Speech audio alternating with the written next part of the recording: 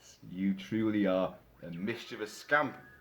But please remind me, with so many Lokis floating about, all over the time periods and timelines, which one are you again? It's little Loki! Hey, it's little Loki in his full TVA variant uniform. Folks, how are you all? We're all doing very, very well. And I hope you're all enjoying Disney Plus's excellent Marvel show, Loki. Just 6 episodes, and we've now had episode 4, which has been an absolutely barnstorming episode, full of heartbreak, revelation, tragedy, shocks, and just all-round greatness that I've got to talk about it. Now, I know, if you're watching Loki, you've seen this episode already. It came out a few days ago, and you can also hear Natalie Holt's awesome score for episodes 1 to 3, which also dropped a couple of days ago, and it's fantastic stuff. In fact, I'm going to devote an entire video just to the music, so I won't really talk about the music to this show in this video. But God, I'm loving it. And now, I reviewed episode 1 in depth, and I made passing reference in another video to episodes 2 and 3, but I didn't give them the full sort of, my verdict and my full review. And it's too late to do that now. There's no point, because we've hit episode 4. And boy, have things changed. Now, I know a lot of people who are watching this now, who are regular subscribers, aren't watching Loki. They're just listening to me waffle on, and that's all well and good. So, but bear in mind, there will be immense spoilers here. Because if you're into the show, you've already seen it. So, well, let's crack on. But this is excellent stuff. I mean, I did not like The Falcon and the Winter Soldier. WandaVision had a nice premise, but rapidly ran out of steam. But this, and Agents of S.H.I.E.L.D., I never liked that at all. But this show is a quirky combination of Doctor Who, The Prisoner, with a little smattering of Sapphire and Steel. In its quirkiness and its eccentricity, it's very similar to a lot of 60s, early 70s British sci-fi. That's what I find really, really intoxicating about this show. The writing is clever, the characterization is great, the direction is fantastic, and the visuals are just gorgeous. But however, the fight choreography is a bit poor. But that's only one tiny slight niggle. The show isn't about action and fighting, although those elements do creep in. But they really have it's a bit slow and a bit awkward, the fight scenes. And although I like seeing Tom Hiddleston as Loki, actually, putting the elbow in and taking the TVA, the Time Variance Authorities, their Minutemen, their goons, I like seeing him take them down, engaged in fisticuffs, because he's pretty good at doing it. And episode 4 culminated in a big fight sequence in the big time vault chamber with the elusive timekeepers, who turned out to be very like the Wizard of Oz. They weren't quite what we expected. Or then again, maybe they were what we expected. Because we know, the thing about this show, the TVA, the Time Variance Authority, are there to defend the sacred timeline. So anyone that steps out of line and out of time and could wreck a particular timeline, they swoop in via time portals, grab them, whisk them off to this huge realm of sort of 40s, 50s, retro, space-bound office block. What else would you call it? It's a bizarre quasi-office realm full of all these stuffy types in shirts and ties who are processing time variants and incarcerating them and interrogating them and, just putting them out of action.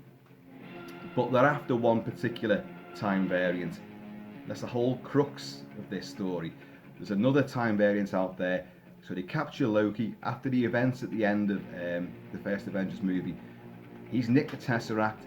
He flees to the Gobi Desert, but he gets caught almost instantly by the TVA Minutemen. Capture him, bring him in, and he then gets interrogated endlessly by OwenWilson as Mobius M. Mobius, who's one of the leading lights. He's like a detective for the TVA, and he's fantastic. But a lot of this is just recap. I mean, the point is, He's got the other variant who's causing all the trouble, the big disturbance, the one they really want to catch hold of and apprehend, is another Loki. At the end of episode 2, he caught up. Loki escapes, catches up with his alter ego, which is another Loki, but it's actually a lady. And I remember saying, "Oh, it's got to be Lady Loki."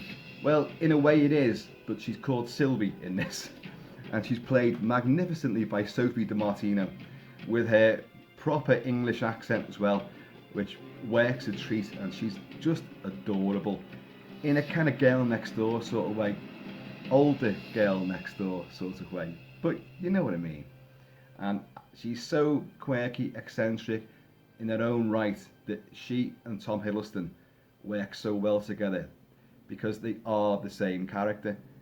Just Sylvie, in episode 4 we learned her backstory, that she was, only as a young girl, was kidnapped, pretty much abducted from Asgard by Ravonna, who is the head honcho with the TVA, who we've never trusted, never trusted, even though she seems to have a bit of an attachment with Mobius, OwenWilson.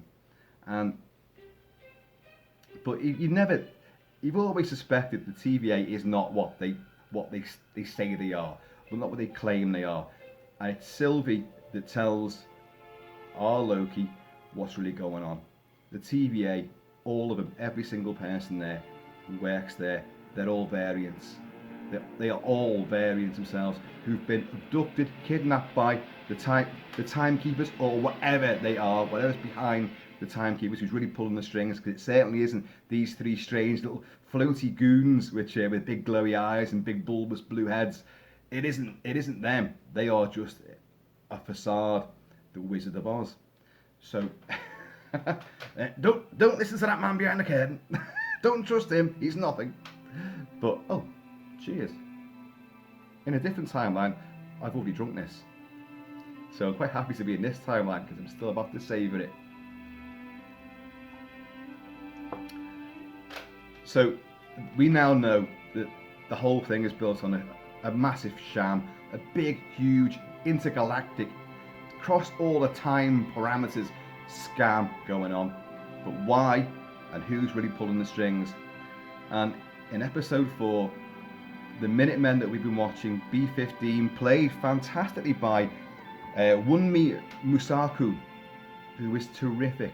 They've caught up again with Sylvie and Loki, and they've caught them just at the end when Lamentis, this planet Lamentis where they've hidden out, is about to be completely destroyed by another planet, its own moon crashing into it. Because Sylvie, the naughty time variant they've been after, hides in apocalyptic scenarios, because the Minutemen and the TVA can't track her there, because if that timeline ends due to an apocalypse, then there's nowhere to go, they can't catch up with her. So she flits between apocalypse and apocalypse and apocalypse, and just hides out. What a crazy way to live. And she's done that since she was a child, when she was first captured by Ravonna, played by Gugu Mbatha-Raw. Good job I wrote these names down. And she's great too. But we see her, although back when she kidnaps the original young Sylvie from Asgard, she's just a Minuteman. She's just in the normal fatigues, but she's obviously gone up through the ranks and become the head honcho of the TVA, or so we think.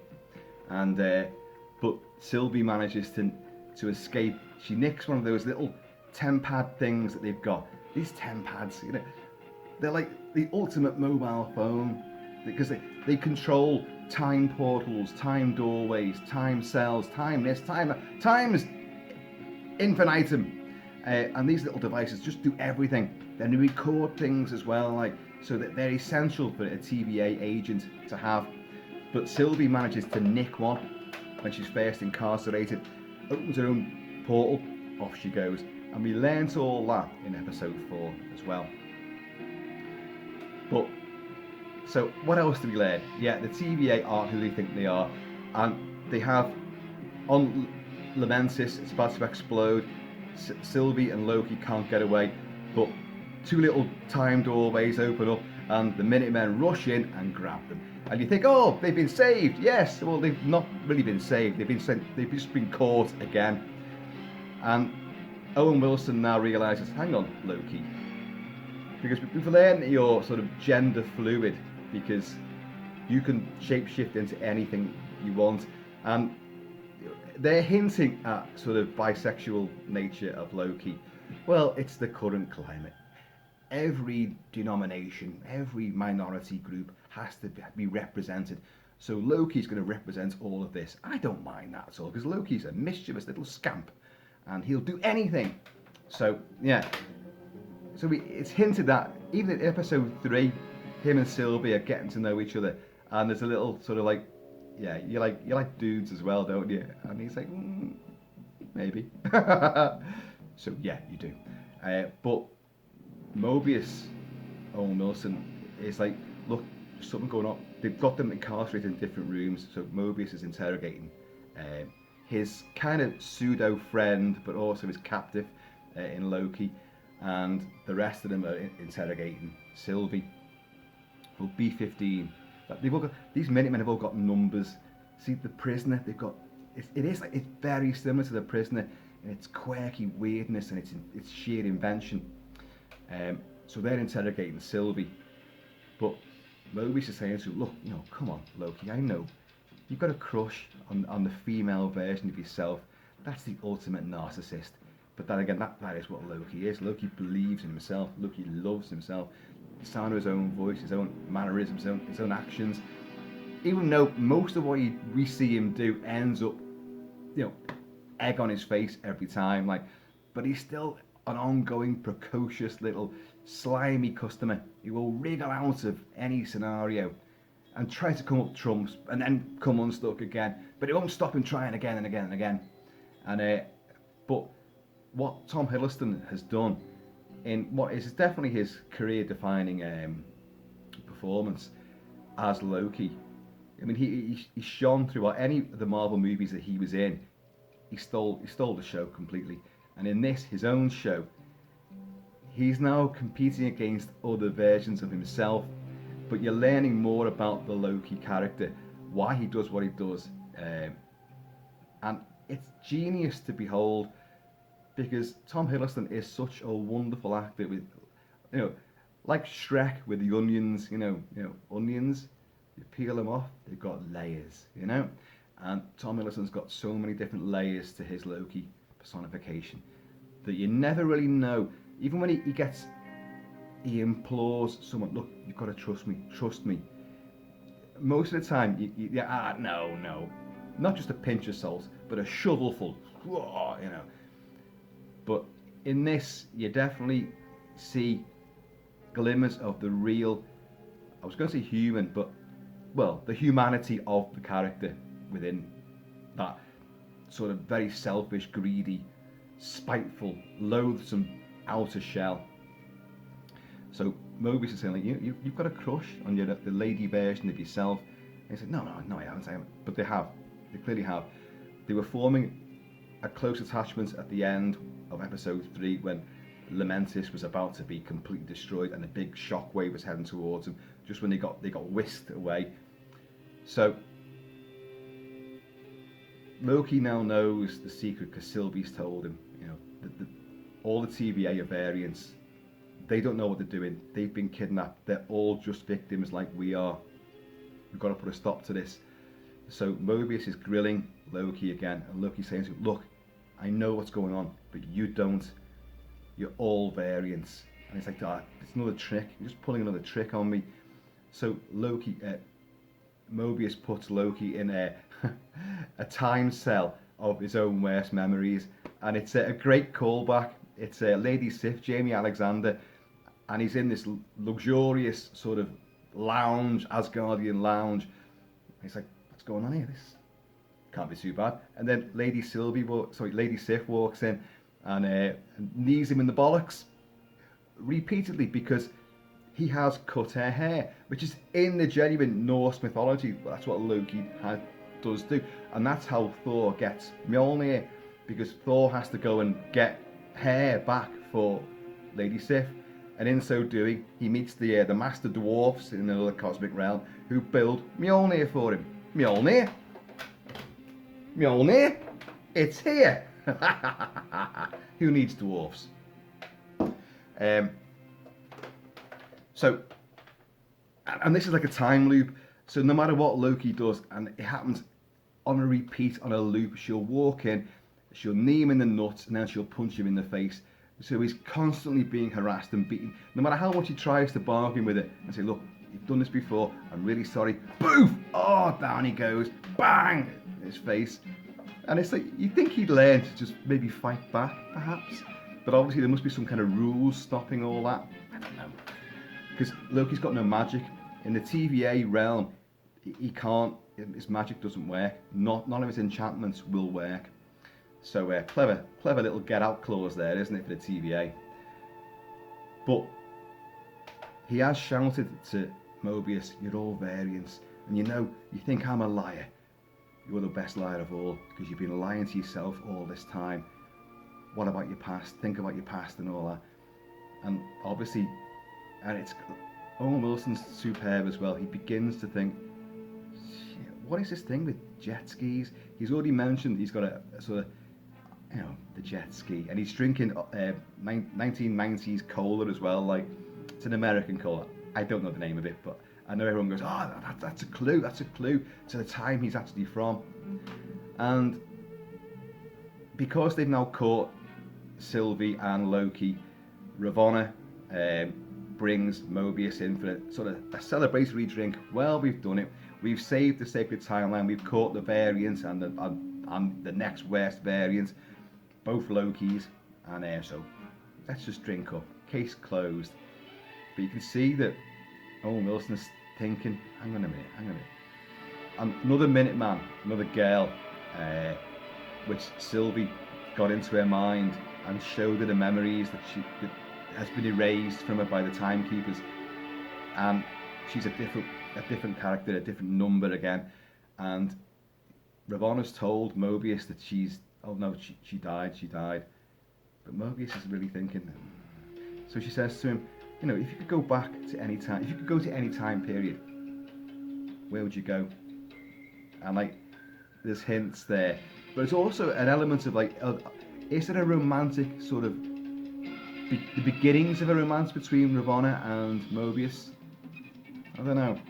Maybe there would have been, but Mobius is now thinking, I don't trust any of this. So in a nice little move, because they've won the case, Ravonna, who's in charge of all the organisation, she's been given yet another award. So he says, where are you going to put that award then? She goes, it's like some kind of dagger sword thing. She goes, I think I'll put it on here. And she walks off and puts it on the shelf behind her back. Those little temp pad things, which they've all got. Mobius takes hers and puts his in his place, slips it in his pocket. Another drink, Mobius? No, I'm tired. Not like you, Mobius. No, it's been an exhausting case. Too many Lokis, and it's the way that Lokis are used as in plural, is a gaggle of Lokis. Oh, I'm up to here with Lokis and all this. It is brilliant. So off he goes, and he goes to the big library, and although it's a bit bizarre, he hides down one of the aisles, and there's just books and books and books in there. There's all people working away, and he opens up her tempad, and he plays back a recording of the other Minuteman that Sylvie got into the head of, and showed her the memories. And she's saying, she's under interrogation, and she's saying, yeah, I remember the past. It's real. I'm from somewhere else. This is not where I'm supposed to be. And it's a bit of a weird moment, because as he's watching it, and if I were him, I'd have put headphones in, because there's a lot of people around, and he could hear that quite loud, and giving the game away somewhat. You see that Ravonna, as it's obviously filming this interrogation, Ravonna just turns around and looks at the camera, at the tempad, and I'm thinking, is that a genuine recording, or is Ravonna somehow or other, she's seen that Mobius is looking at that, and she's turned around and looked. Time is such a weird thing. You know, you don't know how it's connected. Is she seeing him do that? I don't know. I genuinely don't know that bit. But it still works. So he then, whilst poor Loki's getting his nuts crushed again by Lady Sif, suddenly the portal opens and like Loki's like, oh god, here we go again. You know, me poor bollocks, me poor Asgardian nutsack. And it's Mobius. And Mobius just says like, look, are you sure about this? That we're all variants and the whole TVA is a lie and a scam?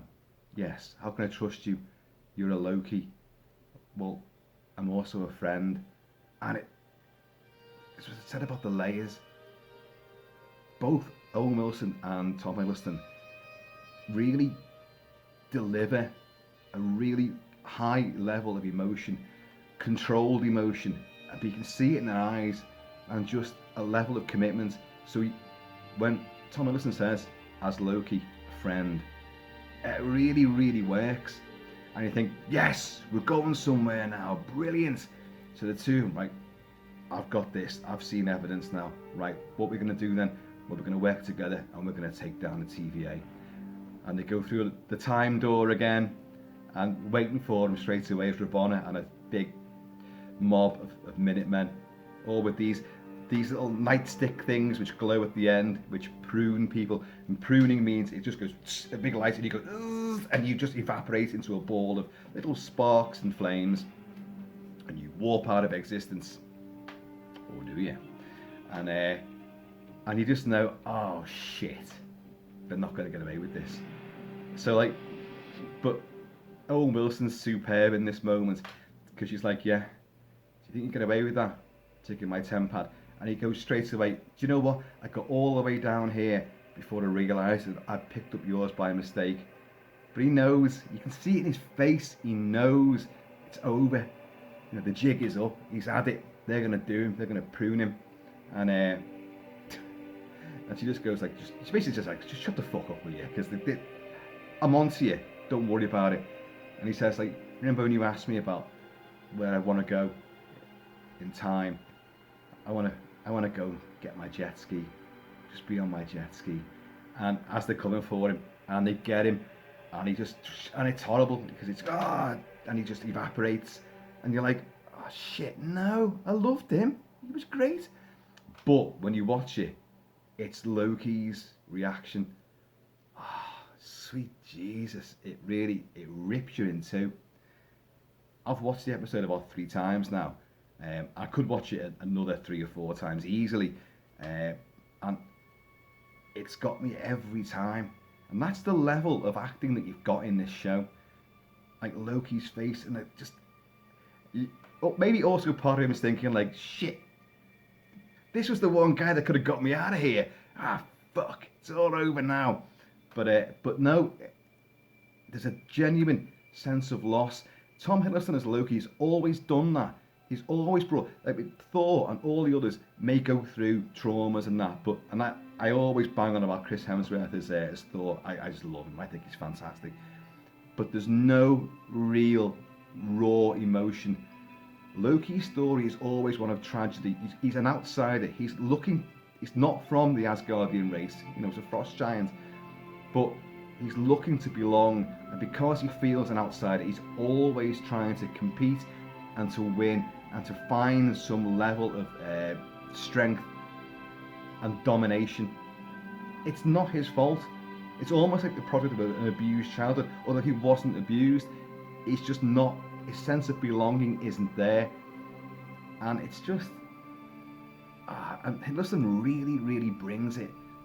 Wilson's fantastic. They're all fantastic, but Hiddleston, oh my god, it just floored me. And I'll say this as well, you know, I'm kind of banging on there about, you know, the revelations and the shocks. None of these were shocks. I said right from the way I go that the whole thing was going to be a scam, and that the TVA were probably all variants, and that the timekeepers are a complete bogus joke, and you know, the other variant was going to be the female version of him. Said all this. As this episode progresses, nothing, as shocking as each of these scenes might have been, oh no, you've lost Mobius, you're joking, I knew it was going to happen. that isn't a downside. The way the show structures, there's a kind of slow, inexorable inevitability about it. And that only, for me, adds, because there's nothing you can do to stop it. I just knew Mobius is going to realise he's going to side with Loki. They're going to try and fight back. But I just knew Mobius wasn't going to get very far. And there it was. But just knowing that did not ruin or deflate the sheer, stunning thrills of that sequence. And then there's more, because in their own way, Sylvie manages to convince B-15, the other Minuteman, and you see a great sequence of B-15 is just stood outside in the corridor of the interrogation room, and she's just in a state of shock. And then she goes in again, like, I'll take care of this variant. Is it true? Show me and all that. So they go back to a previous Nexus event. A Nexus event is an apocalyptic event, how they kind of track down the variant, this particular variant. And she goes, just show me. So she puts Sylvia, being an enchantress, being a Loki, has these powers, and she can get inside her head and show her the memories which have been erased. I know you don't see the memories, but you just see B-15's reaction. And then she stands there in the rain outside of this, what's going to become an apocalypse. And she goes, I saw. I was happy then. And you go, oh no. And again, it works. They're all good actors, all of them. Anyway, this show will then culminate in Sylvie and Loki again caught being taken to see the Timekeepers in this big gothic, frosted sort of gothic cathedral-like vault, and these guys are floating there, these three fucking knobheads, like, and a fight will ensue, and this is the fight I said which wasn't very good, to be honest, because B-15 comes in. The Timekeepers are just going to say, oh, look, we're going to kill you. And Loki and Sylvie like that. So you brought us all up here just to say you're going to kill us. What's the point of all this? Like, what's the point of all of it? And at that point, B-15 comes in, flings a sword to Sylvie, and next thing, the big battle takes place, and they're offing Minutemen, who are really unfortunate victims in their own right. But self-preservation comes to the fore. And then Sylvie throws a sword and decapitates one of these Timekeepers, and the head comes rolling down, and it's just an animatronic. It's just like a robot head. It's just like that. And like Loki just says, see, it never ends, because this is just, this will happen again and again and again. We haven't killed anybody here. And the other two Timekeepers just sort of go like that in their little floaty chairs, and the lights go out. And then you get this great moment, this great build-up, where Loki says, it's never going to end, and he puts his hands on Sylvie's shoulders and he leans in, and the music, Natalie Holt's music, swells to a big romantic crescendo. He's going to say, this has happened to me before, but I love you or whatever, and next thing, he's getting pruned. Whoa! He disappears, just his face is left, and then a big puff of light and smoke, and he's gone. And it's Ravonna, who got beaten up, but she hadn't died. Never turn your back on a villain, or a villainess, unless you've killed them. And even then, you can never be certain, can you? They always come back. So Loki's gone. So all of a sudden, Sylvie batters Ravonna, and she's gonna put the nightstick pruning device into it. And Ravonna says, go on, do it.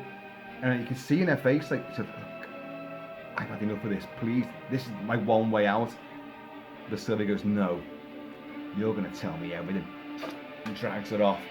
And then you get the mid-credit sequence, which was the bit everyone's talking about. And there you've got Tom Hiddleston, Loki, lying somewhere, and he gets up, and he's saying, where am I? Am I in hell? Am I dead? And you hear Richard E. Grant's voice saying, no, but you will be unless you come with us. And he looks up, and there's a blighted New York landscape, and it's the New York from 2012, from the first Avengers movie. and you can see the Avengers Tower, Stark Tower, is collapsed, and it's just an apocalyptic ruin. But in front of Loki are several other Lokis. Richard E. Grant, dressed as the comic book Loki, the vintage comic book Loki. You've got a little young Loki with the Loki horns and all that. Well, they've all got the horns on. And sitting on his lap, you've got an alligator, a gator Loki with a little crown on it. And you're like, what? And you've also got what everyone's been going, it's a black Thor. You've got a big black dude played by Diobaya Operai.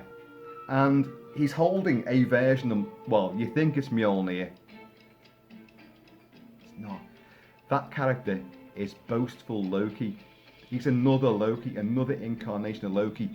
The alligator Loki, I believe, is meant to be one of the offspring of the original Loki in the Norse mythology, and it wraps around the earth or something like that. It's a very, I don't know, we're entering completely a whole new realm of weirdness. But it's a great moment. These other Lokis are all there, and they're all a bizarre variation of himself. They're all variants, So he's got to gang up with the Lokis to then. You've got 2 more episodes to go. Boy, I really expect great things. I mean, it's setting up as well more elements within the Marvel universe, because we know we're going to get Kang the Conqueror in the next Ant-Man movie, which is all multiverse again. You've got Doctor Strange in the multiverse, so we're exploring different timelines, different cosmology, different realms, different dimensions. That's clearly what's going on there. So there's a reference there. Well, is it Kang that's behind the scenes? Because Kang is a time manipulator, a time meddler. That's what he does. So is the TVA all been a creation of his? But for what reasons? Just mischief? I don't know. What? Hopefully we're going to find this out.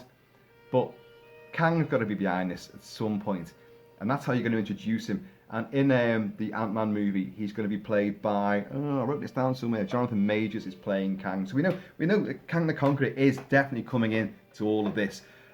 But maybe Loki's going to be the show that spearheads his arrival, announces him. But it is a truly spectacular show.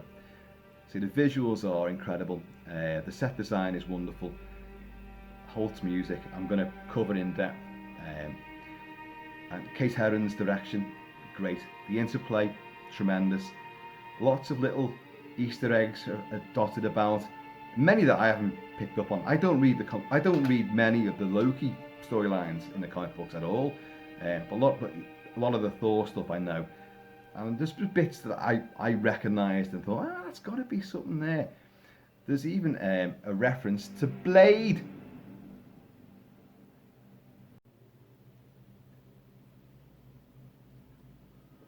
Yeah, the Daywalker. Because they talk about different races that they've slayed and captured and thwarted in their attempts on different timelines. And they talk about vampires. And of course, Mobius has been pruned. But as we've just learned, Loki was pruned, but he hasn't died. Where is he? What's this other place where all the Lokis are? What's going on there? So if Loki is not dead, then pretty certain that Mobius isn't dead. Now you mentioned vampires, or I mentioned vampires. Mobius does talk about vampires in just a throwaway comment. In the Marvel universe, you've got Mobius, the living vampire. That movie's coming out. Jared Leto is playing Mobius. That movie's, God, COVID put that back, something chronic. But you've got that. Now, as far as I know, Sony own the rights to that because it's still part of the Spider-Man thing. So I don't know if that's gonna, if our Mobius from this show is gonna be reincarnated somehow as Mobius, the living vampire. It seems like that would be the case, doesn't it? But I don't know if they can legally get around that one. But are you going to see at some point Mobius on his jet ski? I hope so. But you do think now, time and the fact that they're all playing and manipulating the time, messing about with it, nothing's real. Getting pruned doesn't necessarily mean that you're dead. So, is everyone going to come back? When the young Sylvie gets brought in by Ravonna as a Minuteman, and she nicks the ten pad from her to escape. Well, you've got a guy getting pruned, which she sees getting pruned, and he, if I remember rightly, is a sort of different version of the guy you see when Loki in episode 1 first gets brought into the TVA, getting pruned for not picking up a ticket to wait in the queue, the induction queue. And I'm sure it's him. So if that's the case, they've given you a hint there that getting pruned doesn't mean that you're gone. It just means you're gonna come back again and again and again. Is it all some big sick joke? I don't know. But I do genuinely love this, and if you haven't seen it, no point now, is there? Because I've just ruined it all. But if you love the quirky eccentricity of the likes of The Prisoner and Doctor Who, this is a definite mesh of those two.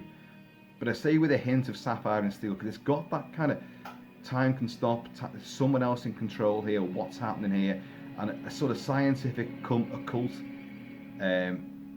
semblance to it, which destructures what you're watching. I know that sounds all very convoluted, but there's definitely Sapphire and Steel in here as well. But it's the best of all of those shows. And I mean, here's the Loki action figure. This is the brand new Loki action figure from the Marvel Legends, I think it is. Marvel Legends series. And they just come out, nice packaging. But with this, you also get little bits to make up Captain America. Oh god, fuck that. But but that kind of reminds me of a Doctor Who character. It looks like a Doctor Who variant. Christ, see how connected they are? They regenerate and become someone else, but it's the same character. Oh, mind blown, as OwenWilson would say. Kind of looks a cross between David Tennant and the Scouser, Paul McGann. Don't you think? And this is a good figure, by the way. That is the look that they have. You're going to see people getting these jackets. They're already coming out now, these jackets with variants and the TVA logo. On his belt buckle, it's got TVA on it as well. I've gone into a figure review now. The tie isn't glued to him, it does move up and down. And I've put him in that stance because in a couple of great scenes they give him the jacket and he puts the jacket on, because obviously I can't go anywhere without wearing this jacket. And he's like, just put the jacket on. Right. So Loki just goes like that. So that's what I've put him in that pose for.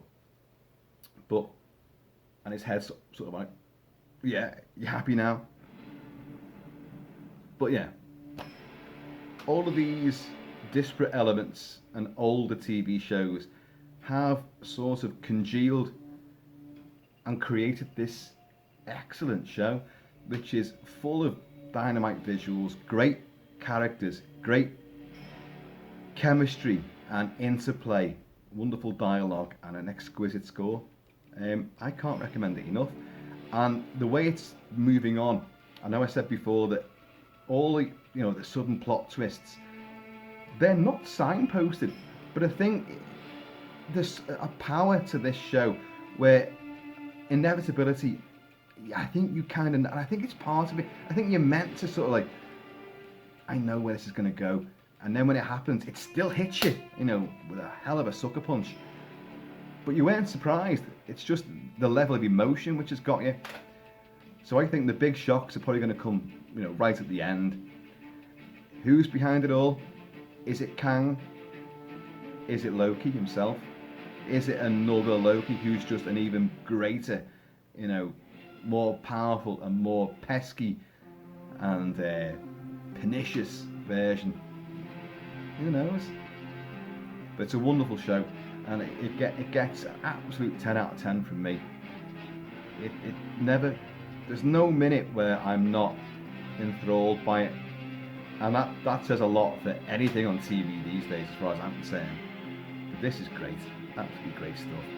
But it's propelled by the likes of Tom Hiddleston, OwenWilson, and Sophie DiMarco. Is it Sophie DiMarco? Where is it? Where's her name? Sophie DiMartino. God, who plays Sylvie, who is just a rare delight, genuinely sexually attractive, but but she's not your sultry babe, you know. She's not your Scarlett Johansson, but she is really, really this sultry and seductive. But it's that British accent and a very sort of like, it's not refined. It's a normal accent apparently. She just used that. Thought, I don't want to sound posh. I don't want to put on what Americans think British people talk like. I'm just going to talk my own voice. And the fact that they allowed that, her voice does sort of come out in a different way. She does stand out, no one else. So it's very sort of matter of fact, low key, just a very low key sort of small sort of performance that she gives, and yet it actually propels the story. And she's got emotion there as well, and power and gravitas. I think I've said enough. That was episode 4 of Loki. But basically, it's just an overarching embrace of this TV show. And I think there's a lot more to come from this. It's been greenlit for season 2, apparently. It's been hinted at. The show producers have tweeted stuff saying, oh yeah, we've got more to do with Loki. There's a lot more we can cover here. A lot more ground. So, pretty much. And it's gone down exceptionally well. Audiences tailed off for Falcon and Winter Soldier and what's the other one? WandaVision. People tailed off from that as well. So, but this one, it's only gaining strength all the time. So, I thought Kilt-Man would lend some more weight to this show, because it is fucking awesome. There you go. That should be on the sort of like the show's tagline. Loki, fucking awesome. Well, I'll drink to that. Bravo. Folks, I have been and always shall be Kilt-Man at your services. So please, keep it kilted, keep it Celtic, be happy in your business. Just do what you do, but do it well. And if you find yourself suddenly it's not fun anymore, stop doing it and go and do something that is fun. There you go. Because don't forget, in some other timeline, you're having the time of your life. Yeah, I know. It probably isn't this one. But hey, who knows? I'm going to see you all later.